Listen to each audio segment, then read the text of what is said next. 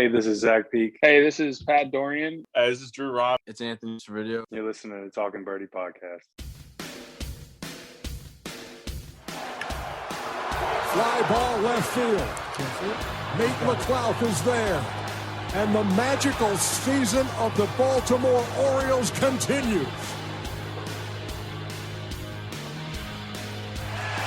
Ball and 2 strikes on Goins. Ground ball to first. There's Pierce.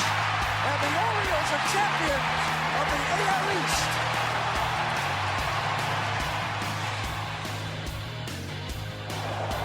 And everybody knows he's ready to fire on the first one. Bases loaded. Young swings, line drive. That is down and to the wall. Cruz is in. Pierce is in.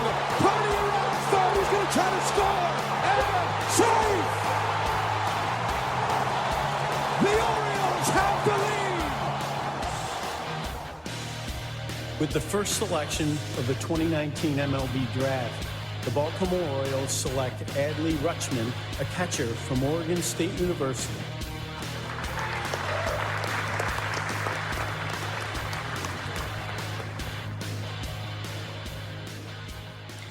Hello, everybody, and welcome back to episode 28 of the Talking Birdie podcast. My name is Ryan, your usual host, and with me, as always, Josh and Brad. Boys, how you doing?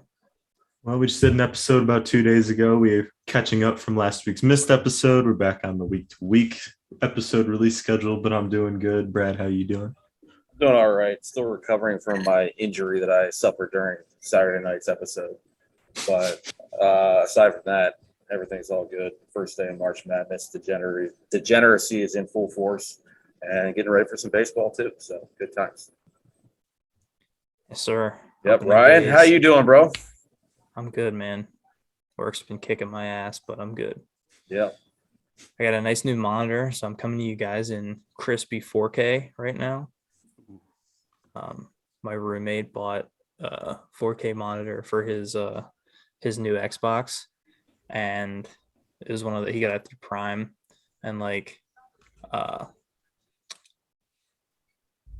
they said it was delivered and it wasn't. So he posted the whole it wasn't delivered thing. And so they sent the new one, and then they both ended up showing up. All right, dope. So he was like, "Would you like a 4K monitor?" I was like, "Hell yeah, I guess." Think about it. Dope AF. So yeah, doing good. Opening day is fast approaching. Yes. Very excited about that. Can't wait for Josh to come down and experience opening day with us. It's going to be a good time. I've never been to any opening days before. They say Detroit does a great job of it, but I never went. I've been Also, a couple times. It's very fun. On the topic of opening day, I do want to point out that I do plan on going to the Bay Sox opening day, April 8th. Anybody listening and wants to join, come hit me up there too. Yep. Go see Brad at Prince George's County Stadium. Yeah, buddy. Will be a great time. Always a good time at the debut. Always a good time at the George. George. That's what we're calling it now. Good Lord, man. I like it though. Actually, it's pretty sick. And I just came up with it just now. I dig it, man. Yeah. It'd be cooler at the Prince, maybe. I don't know. Nah, the George. We're going to the George. I can't fight it now. Yep. There's nothing I can do about it. Don't make the rules, just enforce them. Maybe I make them too. All right. So today we got another Raul bomb. As we referenced last episode, Puerto Rican reporter Raul Ramos has been putting it out there that the O's are seriously pursuing Carlos Correa. His initial report said that they had offered him 10 years and around $300 million. It's 350. Was it 350? I think so. Don't quote me on that, but I believe so. Yankees reporter. Yeah, that's why I don't think he's just winding us up, because there's no reason for a Yankees reporter to try to wind up O's fans. One of those things, have, wrong information, but it doesn't necessarily mean he's lying. Well, I don't know if everyone else is getting the same information from him, but I feel like I'm seeing it in other places too. So I'm not sure if he's just the one who started this whole thing or if it's one of those things where there's smoke, there's fire. So Yeah, that's kind of what I'm thinking is I know a guy who knows some people in the business and he has heard the same thing. But he says it's all coming out of Correa's camp. He says Elias is kind of a cards close to the chest kind of guy, so he would not be leaking anything to the press or anything like that, which I think is smart. Like the more teams that know you're working on something, the more likely somebody could try to come in and outbid you. as we've been told by a friend of the show, Zach Peak. I wasn't going to say his name, but guys, you can edit that out. Friend of the show, somebody we talked to, perhaps may or may not have said that he plays close to the chest. Yep. It's not even shit talk. I mean, it's how they play it, and they knew that anyway. So, yeah. But shortly before we came on here, Raul put out another article, and in which he states on, God, I'm going to butcher this. Con las veces llenas. I don't know. I'm sorry. I don't speak Spanish. I apologize. He writes, with less than 22 days before the start of the season, the Orioles are pushing hard to land free agent Carlos Correa, who they think will captain the O's into the future. Sources close to name of website that I'm not going to attempt to pronounce again confirm the O's are working on a new offer, included details on the proposal are an opt-out after the 4th year for the Platinum Glove winning All-Star shortstop. The initial offer presented was top heavy in the first couple of years, averaging over $40 million per season, and just under $30 million the remaining 8 with no options of opt-outs, approximately $360 million. This is kind of not new information, but it is an update kind of saying that they're still working on it, according to what Raul says. But the thing he kind of threw in there was that they're reportedly also working on an extension for Adley, which I think is very interesting because that's sexy. That would really signal that that the O's are finally in this new era of Major League Baseball where teams are seeing that, okay, this guy's good, lock him up now. We've seen the Padres do it with Tatis.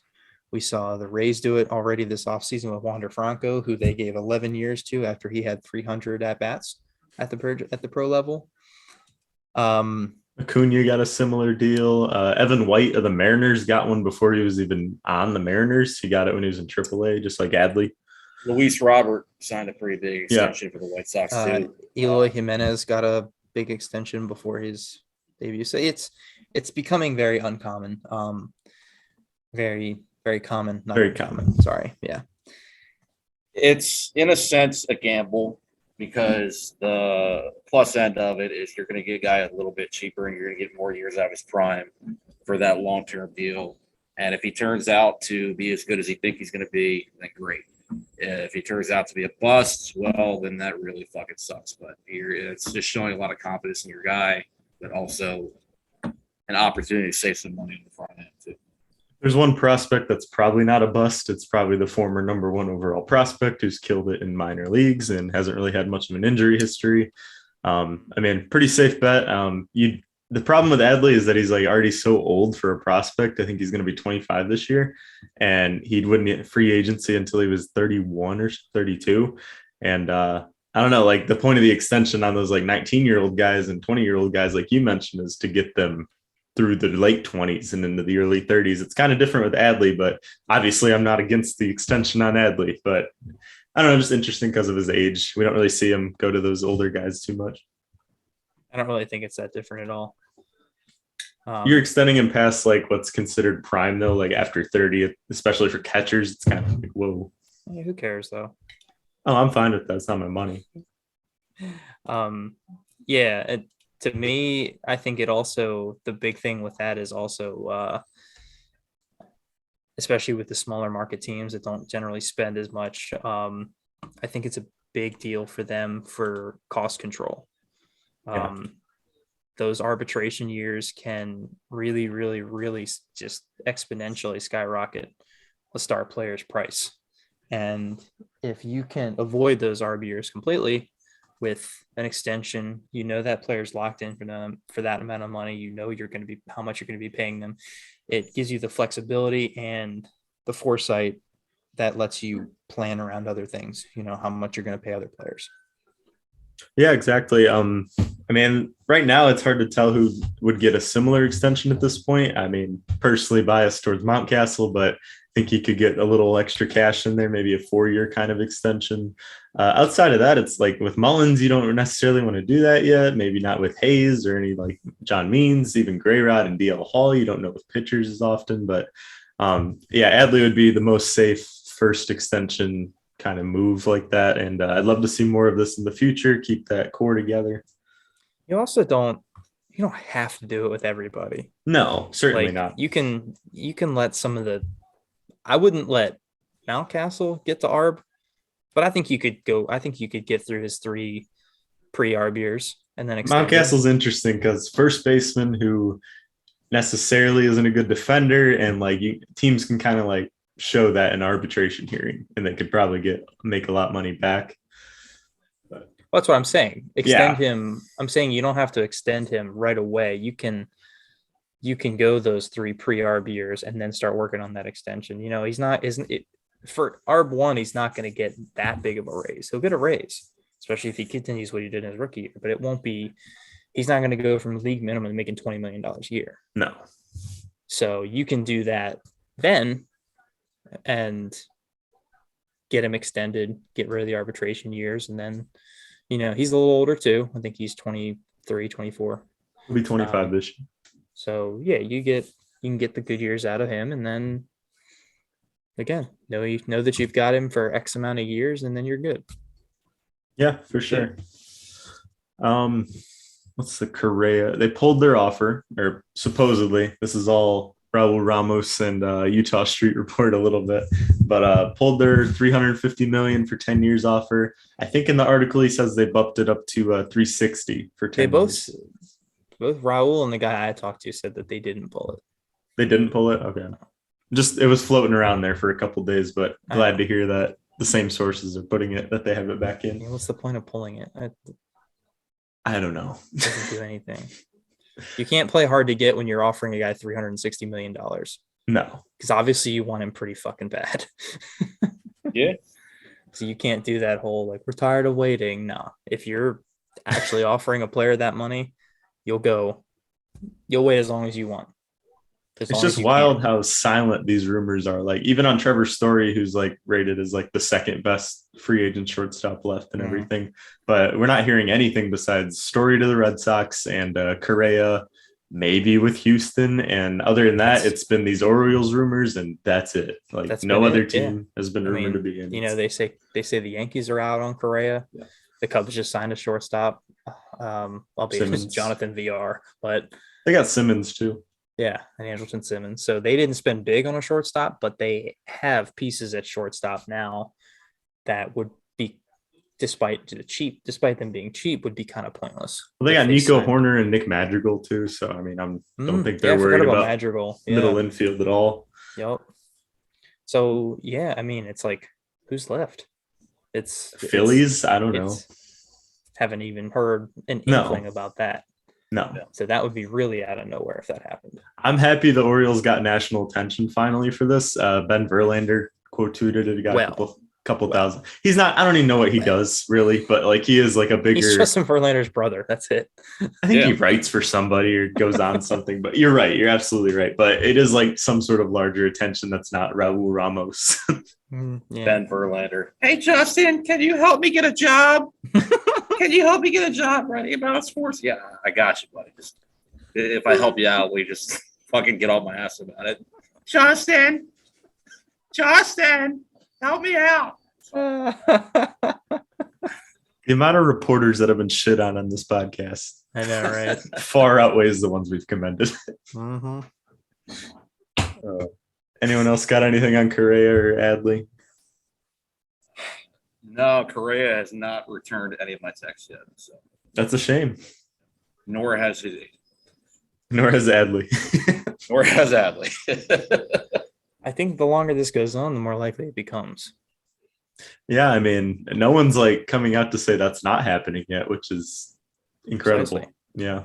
I think if John Heyman saw an opportunity to make O's fans upset, I think he would.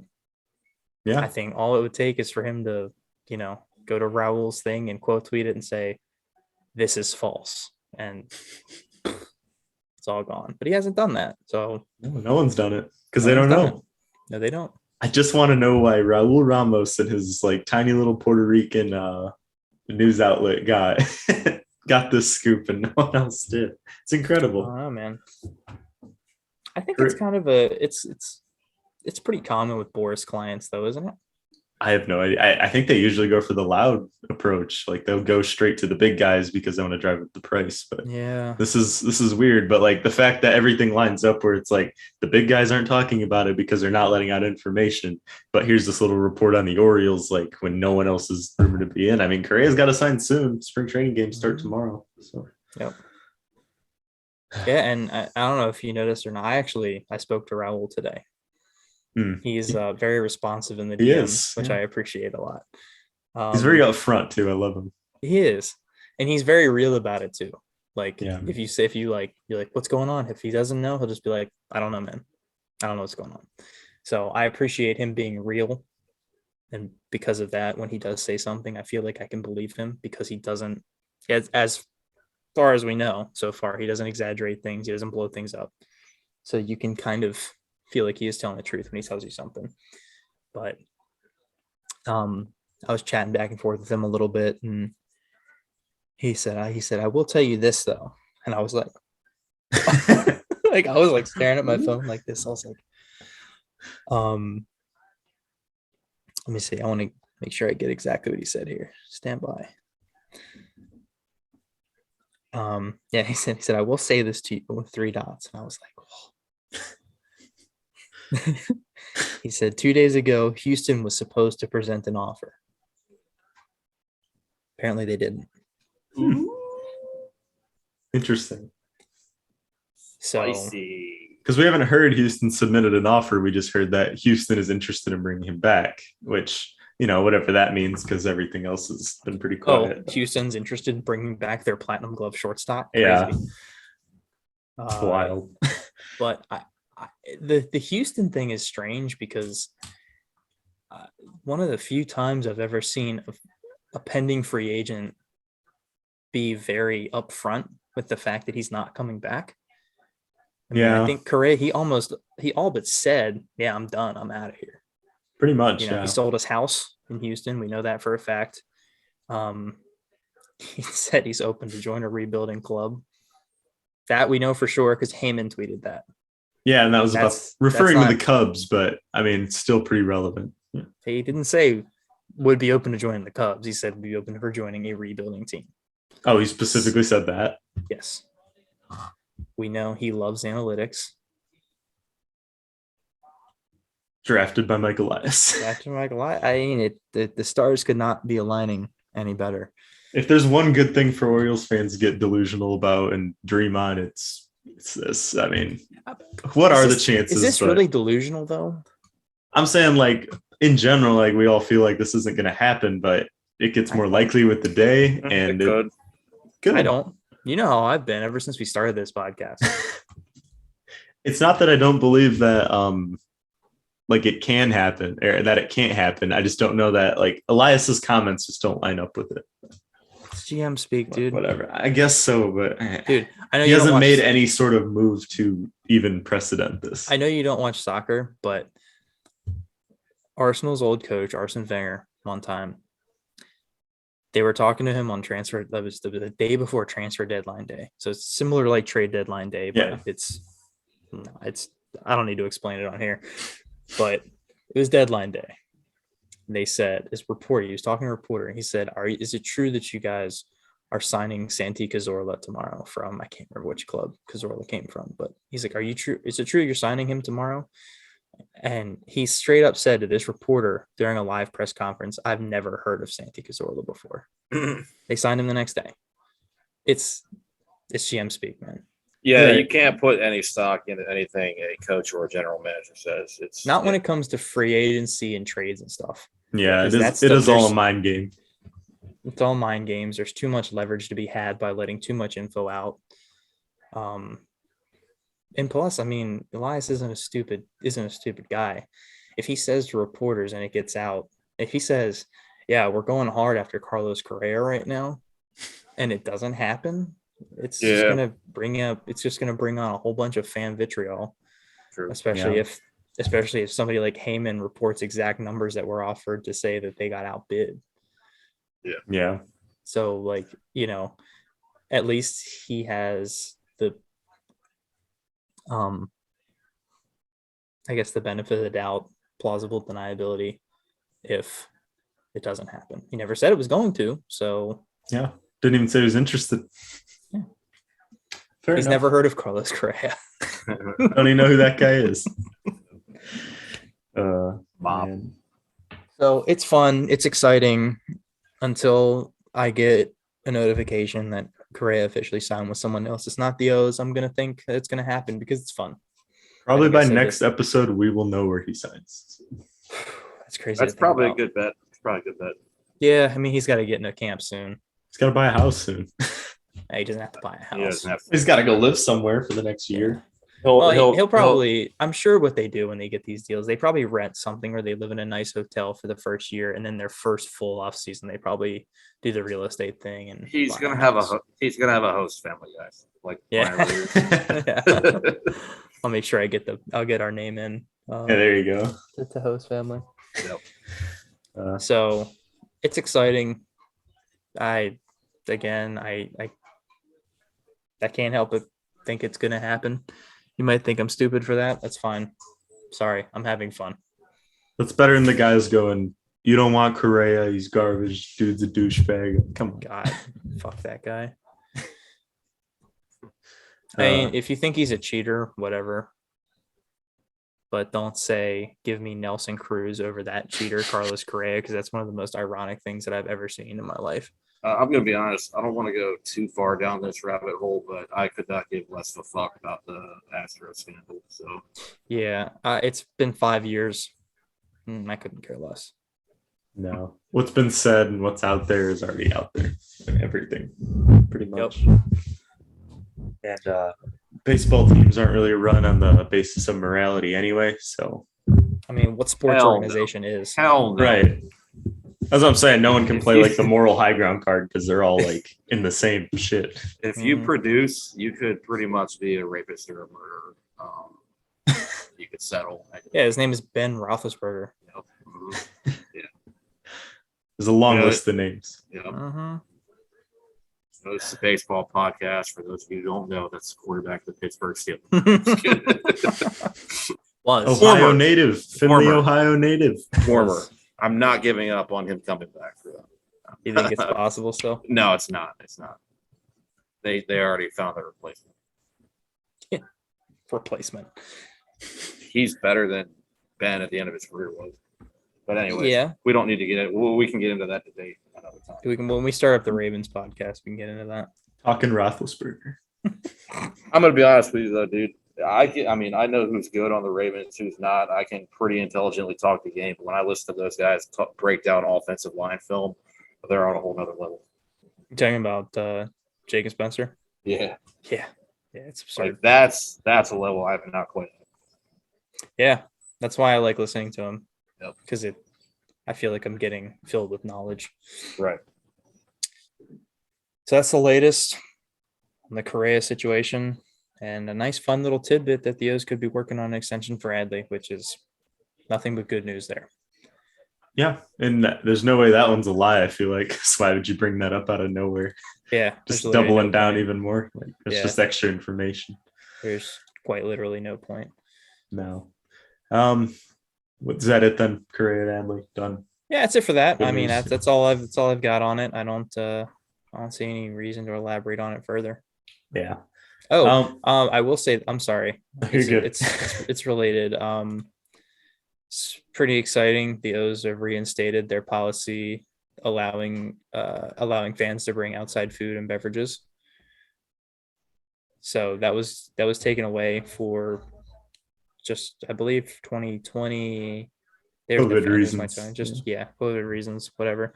A lot of people, including myself, thought they might kind of just always use that as an excuse to make it so people can't do it anymore at all and just never bring it back. But they have thankfully brought it back.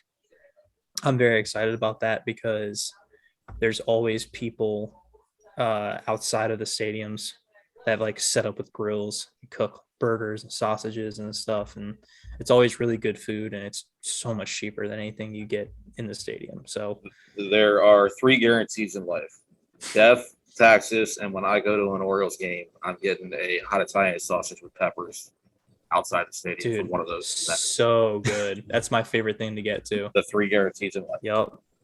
They pile up those like fried peppers and onions on there. Oh my God! Yep, can't beat it. Outstanding. Yep. And yeah, you can get that all for like under $10 and then, get a drink as well. Yep. So very good news that policy is back at the Yard. I'll be looking forward to hopefully grabbing a sausage on opening day. No more unfinished burgers under your seat. Can't wait for the opening day sausage fest. Right. Spot on. Thank you. Anyway, moving on from Correa and Adley.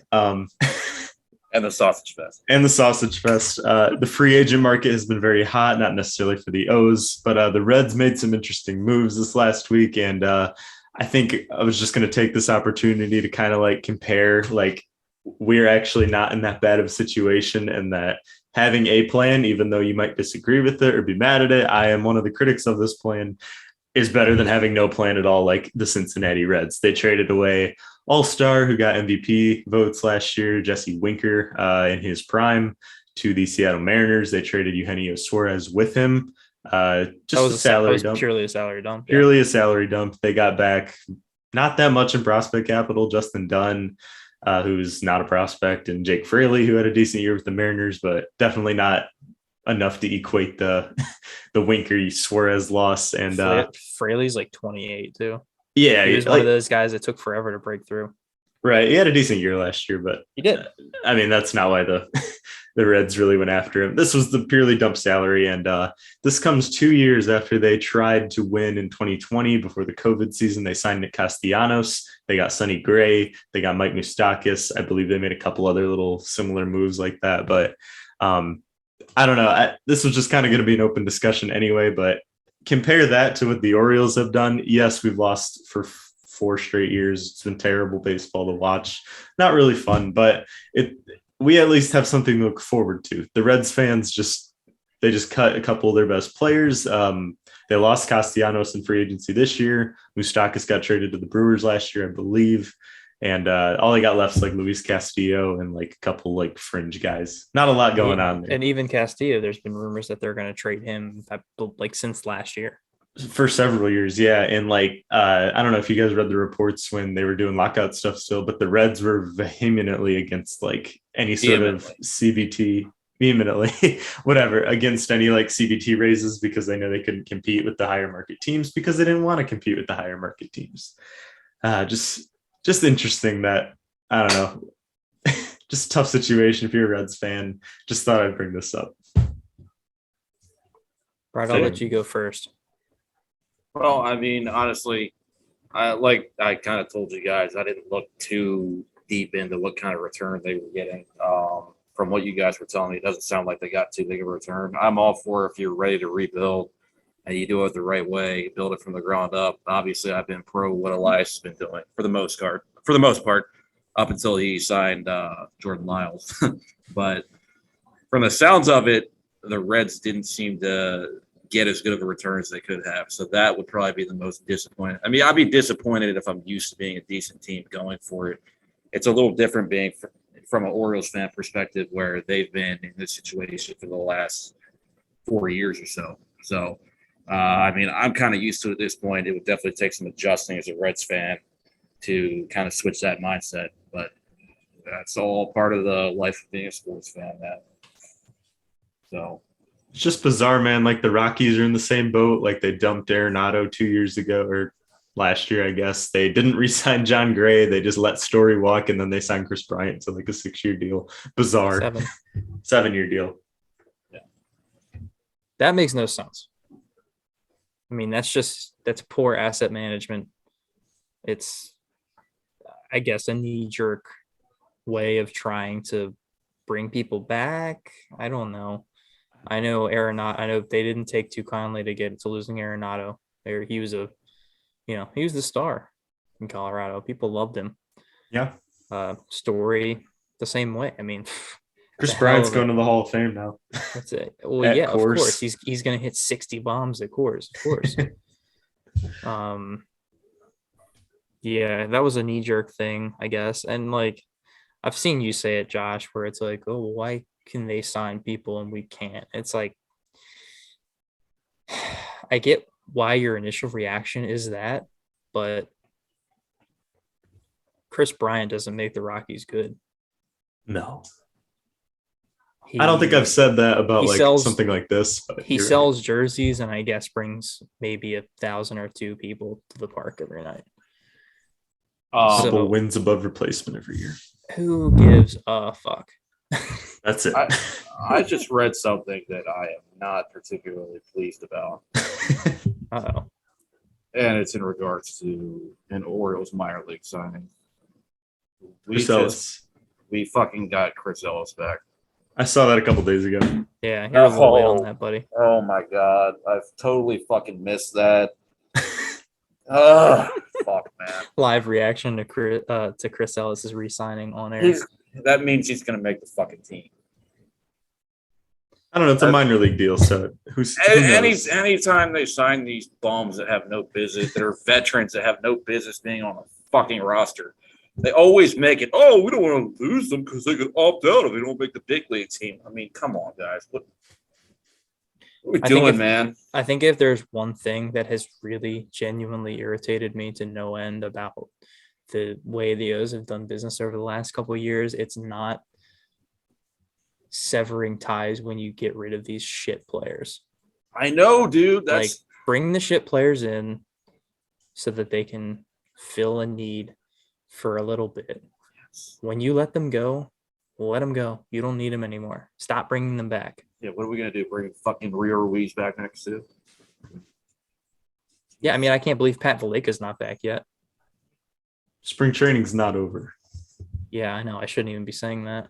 Meanwhile, internally, Josh is like pumping his fist. Yes, Chris Ellis. Yes. Hey, I don't hate it because he actually pitched like decent down the stretch for the I Brewers. know, but he's not going to, dude. And when he doesn't, we can release him. But then, like, you see guys like Spencer Watkins, who I do like, but he got lit up after his first 3 starts. Remember when you asked me the hypothetical of who would I rather us bring back? Or would I rather us bring back Chris Ellis or sign Jordan Lyles? And I said, I'd rather bring back Chris Ellis to a minor league deal if I have to pick between the two because he's easier cut. But I want absolutely nothing to do with either one of them. Well, how lucky am I, man? I mean, shit. I don't want to come across as negative, Nancy. I know the Orioles are heading in the right direction, but fuck, man. That puts a damper on things for me. You don't have to, like, I think that's one thing that people get caught up in is, like, you have to take a full, and I mean, this is with anything, not just how you feel about what the Orioles are doing, like, that you can't have, like, a nuanced take. Yeah, it has to be extreme one way or the other. You have to hate everything that they do, or you have to love everything. Yeah. I call it like I see it, man. Yeah. So, like, you can believe in, I mean, and Brad, I think you and I are closer on this than maybe me and Josh are, but I'm with it, but in my opinion, the clock is ticking. No, the clock's definitely it's definitely ticking now. If the Correa thing doesn't materialize, fine, that's all right. If this season, and if it doesn't, and we don't really sign anybody else, and then this season is a season of seeing what we've got as far as the, higher rank prospects go, shit, I'd even be happy with that.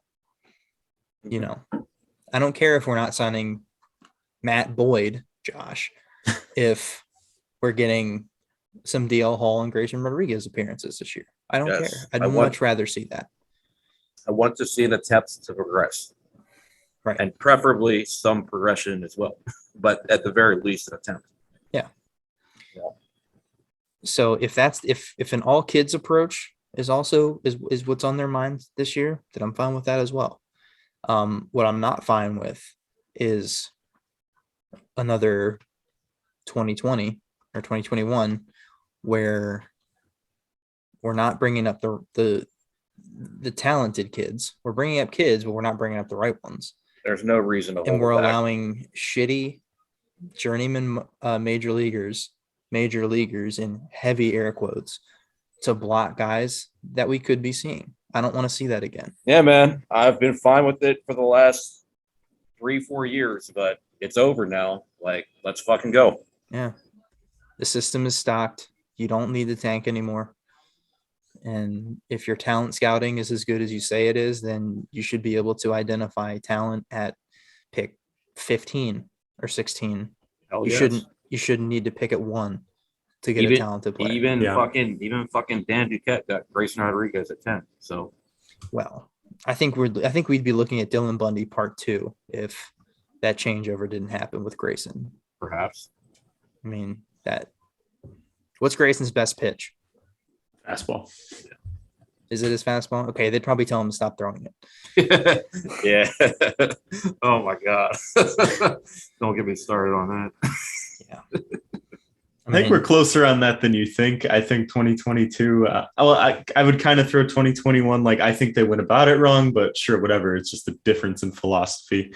But if you're going into 2022 and you don't plan on calling up Grayson or DL until September, I mean, what are we doing? Like, this was a wasted year in terms of that kind of major league experience. DL's 24 years old, I think, this year too, or 23. Yeah, you don't need to. I mean, DL, okay, he was injured all last year.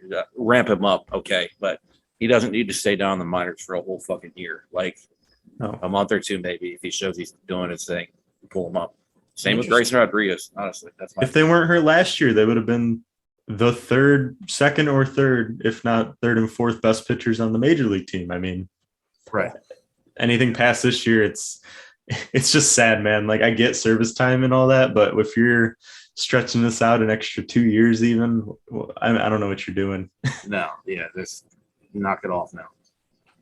Yeah, I don't think the service time thing is I'm gonna get flamed for this too, I'm sure.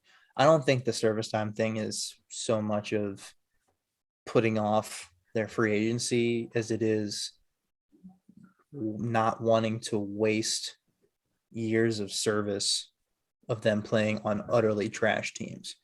Yeah. I think the plan is to get these guys up and be firing away, starting to win games immediately. You know, seeing Adley on the 2021 team would have been fantastic, but you know, the only thing you would have gotten out of it was 1 year of his service time gone and a still shit team. So much as I wanted to see him, I get it. Yeah. I don't like it, but I get it. Yeah. So No, I totally got that. I believe if I was guessing, if I was a betting man, which I'm not, that's you, Brad, I would say that's the point. It's not, I don't think it's being cheap and saying, oh, we want to put off having to make a decision on paying these guys as long as possible, especially if this Adley extension thing is true. They know they're going to have to pay him. I think it's just optimizing the major league time so that it's spent, it's most major league time spent on a competing team. Oh, 100%. I think that's what they're doing. If the Orioles were a contending team, yes, Adley would have been in the big leagues last year. I mean, I don't know if any of you guys remember this, but during, I don't know if it was, I don't remember when it was. It might have been like an exhibition or something. In 2020, when they first came back to play, there was a game between the O's and Nats at Camden Yards. It was on TV. And while the game was going on, they were like, it was funny. Elias was like sitting in like the 100 section, or not the 100 section, like the seats behind the plate. And he was just watching the game, and they had him on a headset talking to him on the broadcast. And they brought up something about like you know, how different it can be with how short the season is. You know, teams that might not have thought they could be there might possibly be there because of the smaller sample size of games. And he said then if they're in a spot come the end of the year that they think that they can make a run at the playoffs, he said he would call them up then. Yeah.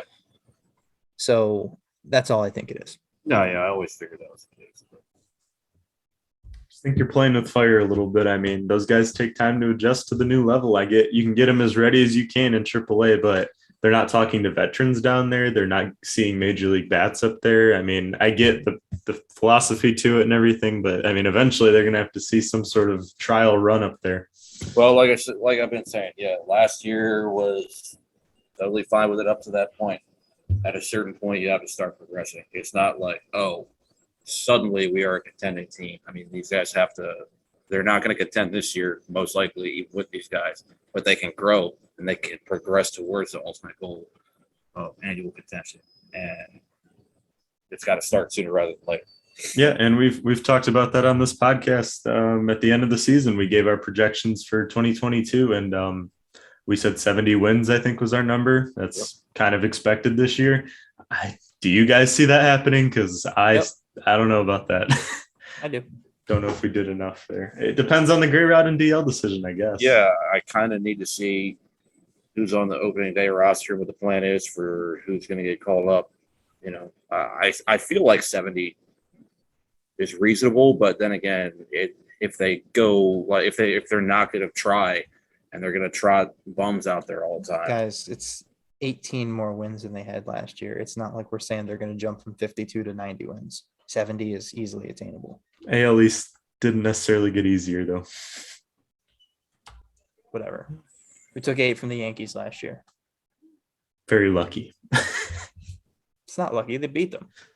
Yankees were very bad. They were very hurt and they were very bad. We got And they're very even lucky. worse. And they're even worse this year. Andrew Velasquez starting shortstop in In the wild card game. Wild card. Wild. I don't know. We'll see. All right. Sorry to knock the rails off your discussion of rebuilds of other teams. I don't think you did that at all. That's okay. I think that's where the conversation should probably went. So, first of all, before we do this, I'm going to plug the Discord a little bit. We only have 12 people in here so far.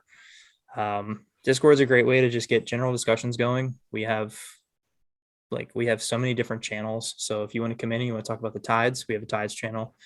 All the affiliates. We can talk about gaming, talk about cards, talk about other sports. It's just a great way to build a community. So, we'd really love it if you guys would come in and join. And the more people get in here, the more the conversations will get rolling, and it'll be a great time. But Josh asked today what the biggest question that you have for the O's going into spring training games is.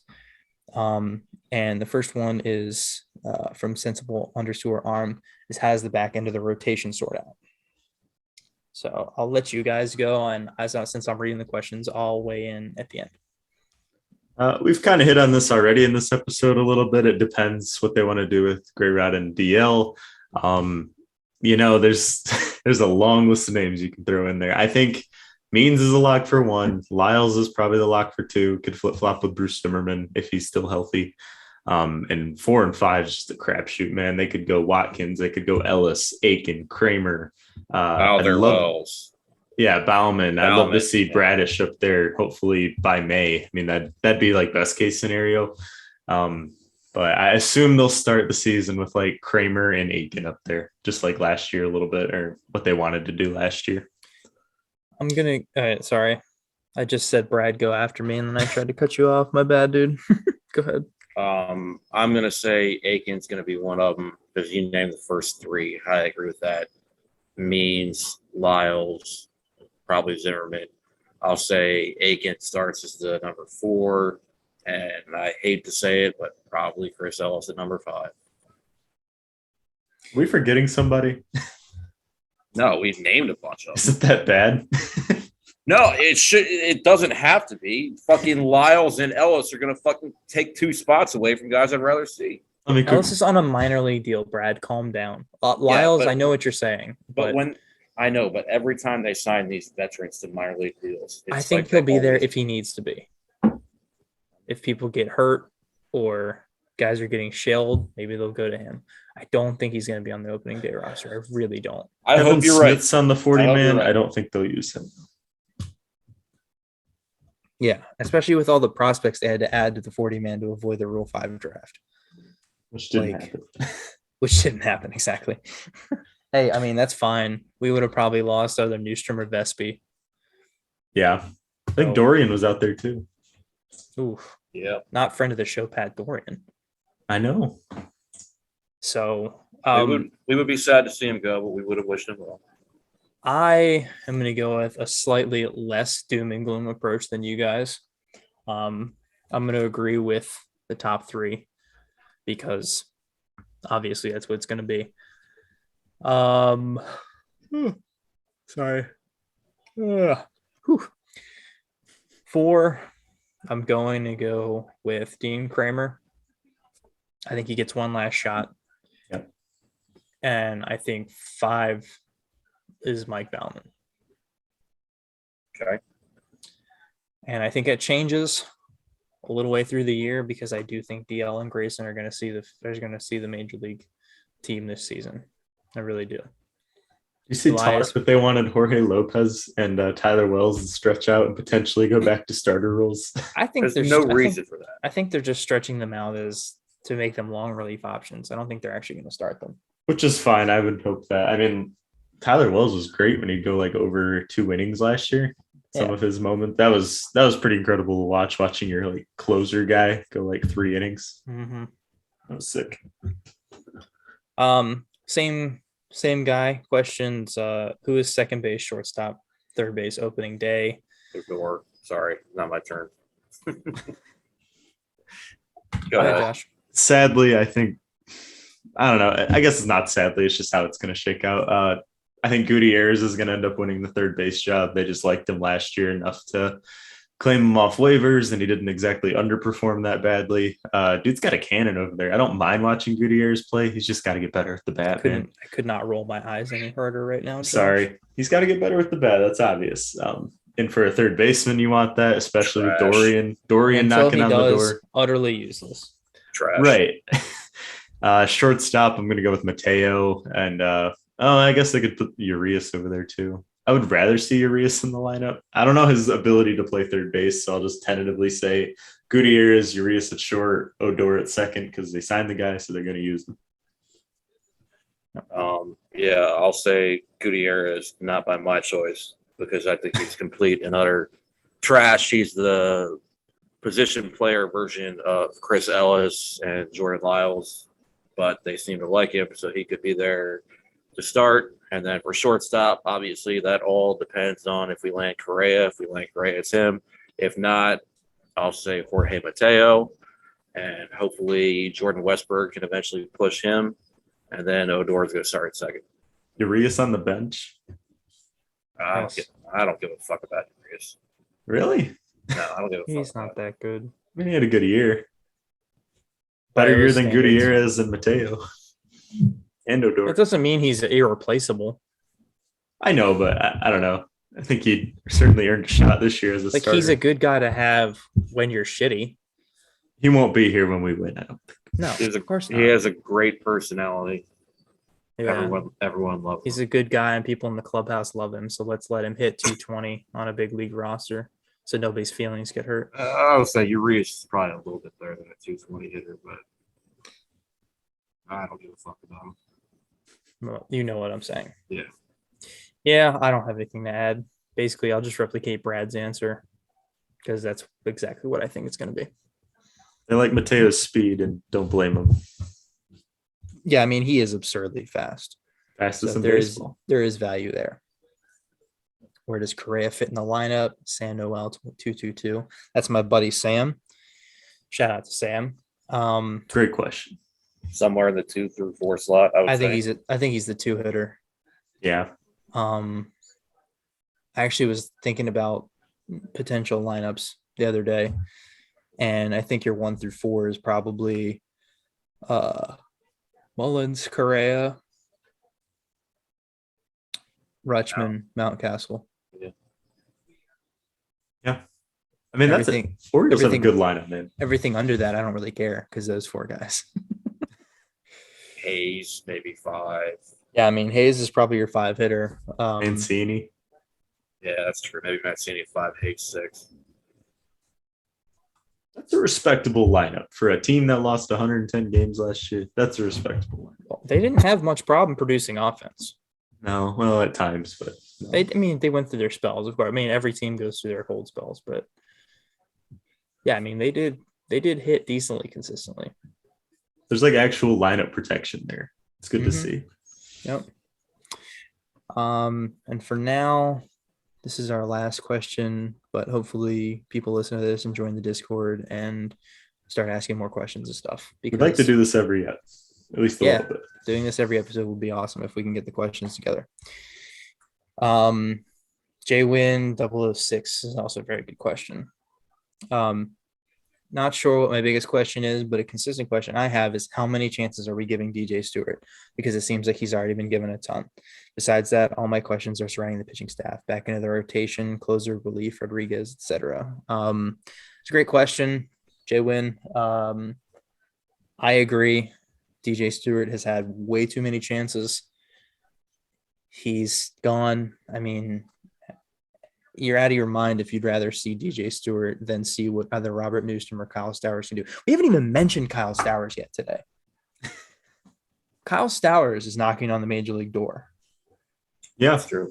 he just didn't get added to the 40-man, so it was just harder to see him making that first opening day roster. But you're out of your mind if you'd rather see DJ than Newstrom or Stowers. I don't know if I'm buying into the Newstrom hype as much. He seems like he kind of came too out of nowhere for that. But at this point, we know what we've got with Stewart. Let's see what we've got with other people. And the answer of what we have with Stewart, not a whole lot. And it's not like we're strapped for bodies in the outfield. I mean, No, that's a lot of people out there. That's one place this team is very deep, is in the outfield. So let's get some new faces in there, man. Yeah, 100%. I took this stance before the offseason started, but I think Stewart, Santander, both are out by All-Star break, best case scenario. It's my thoughts. I mean, got to make room for Stowers, Newstrom if you believe in him. I mean, Mancini might even get kicked back out to the outfield at this point if he doesn't get traded. I know you guys aren't a big Ryan McKenna guys, but he's still in the mix there anyway. Fuck off, Ryan McKenna. I cannot wait until he's not on this team anymore. He's still in the mix. He played major league outfield innings last year. Mix for what? One of the worst hitters on the team? Someone they could he's use definitely this in the year. mix.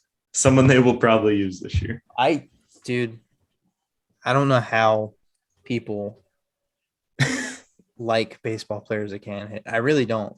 No, yeah, you have to hit or you're trash to me. Yeah. Priority This is why I number didn't one. send him a DM if you wanted to get interviewed because no one else wants to see I would him. say no, honestly. Okay. I don't like glove only players. You have to produce. It's good if you can play defense, but you have to be able to first and foremost hit. And there's a reason that glove first players don't sign enormous contracts, and that's because MLB general managers understand this too. They might say in the media, "Oh, this guy's glove's important." Oh yeah, well then how come those guys aren't making hundreds of millions of dollars because they can field routine ground balls? Everybody can field routine ground balls. Give me Very that. rarely one of those glove first outfielders will stick around, but you're right, it's not very often. Like I mean, Jake stick- Marisnik and Albert Almora, that's about it. Stick around. Kevin yeah, Kiermaier too, but he can hit a little bit. He can swing it a little. Yeah, he has like the bare minimum. Yeah, Hitting. Kiermaier is actually a great example because he's an elite defender, and when you look at his numbers, he does just enough at the plate. Yeah.